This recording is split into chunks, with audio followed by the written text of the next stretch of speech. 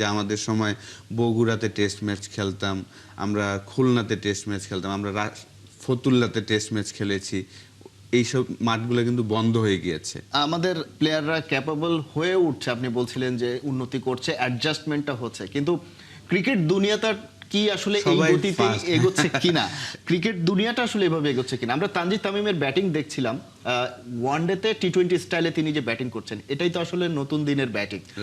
সেটার সঙ্গে আসলে বাংলাদেশের ব্যাটসম্যানরা তানজিদ তামিম হয়তো বা মানিয়ে নেওয়ার চেষ্টা করছেন বা অনেকটা পারছেন, বাকিরাও কি আসলে পারছেন কিনা? সবাই ক্যাপেবল। আমি মনে করি যে সাইফ বলেন, লিটন, সৌম্য সরকার, তৌহিদ হৃদয়, যারাই আছেন সবাই খুব ক্যাপেবল। আমাদের একটু সময় দিতে হবে। আর আমার কাছে যেটা মনে হয় যে আমাদের সুযোগ সুবিধা তৈরি করতে হবে। আপনি যদি দেখেন যে সবাই কিন্তু ইমপ্রুভ করছে, সবাই কিন্তু থেমে নেই, আমরাও ইমপ্রুভ করছি। কিন্তু আমাদের ওই 2000 সালে যে ফ্যাসিলিটিস ছিল, এখন 2026-এ এসে কিন্তু ফ্যাসিলিটিস ওই সেমই আছে, বাড়েনি, আরও কমছে। আপনি যদি দেখেন যে আমাদের সময় বগুড়াতে টেস্ট ম্যাচ খেলতাম, আমরা খুলনাতে টেস্ট ম্যাচ খেলতাম, আমরা ফতুল্লাতে টেস্ট ম্যাচ খেলেছি। এইসব মাঠগুলো কিন্তু বন্ধ হয়ে গিয়েছে। তো আপনি ফ্যাসিলিটিস যত বাড়াবেন তখন কিন্তু আপনি বলতে পারবেন যে না, আমরা রাইট ট্র্যাকে আছি। আমাদের প্লেয়াররা ইন্ডিভিজুয়ালি তারা চেষ্টা করছেন। আপনি একটা জায়গায় সবাই ট্রেনিং করে।